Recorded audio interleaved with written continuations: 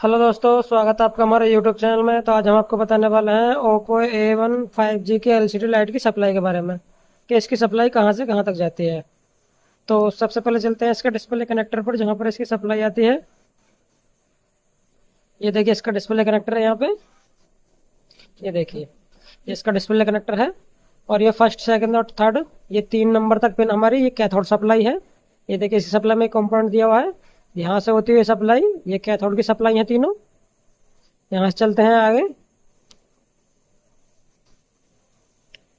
और फिर देखिए इन कंपोनेंट से होती हुई सप्लाई ये लाइट आईसी की इस वाली पिन पर आती है। ये हमारी लाइट आईसी है, ये इस वाली पिन पर आती है जो कैथोड सप्लाई है। आप देखते हैं इसकी अगली सप्लाई। ये देखिए, इधर से 5 नंबर पिन हमारी एलईडी एनोड की सप्लाई है।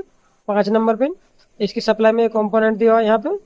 यहाँ पे एक बार जीआर चेक कर लें, अगर जीआर आ रही है तो यहाँ से भी जंपर दे सकते हैं पिन पर। यहाँ चलते हैं आगे, अगर यहाँ पर भी जीआर नहीं आ रही है तो आगे यहाँ से देखते हैं।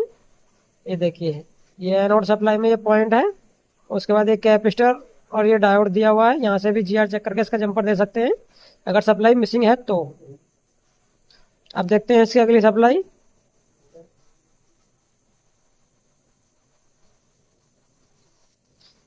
ये देखिए, ये 8 नंबर पिन पर, इधर से 8 नंबर पिन है, ये CABC की सप्लाई है। यहाँ से होती है सप्लाई। यहाँ चलते हैं आगे। ये देखिए, ये CABC की सप्लाई है।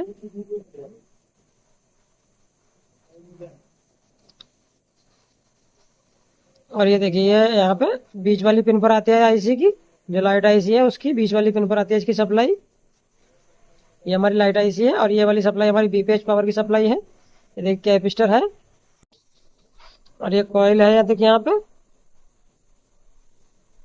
और ये डायोड। उसके बाद यहाँ चलते हैं आगे।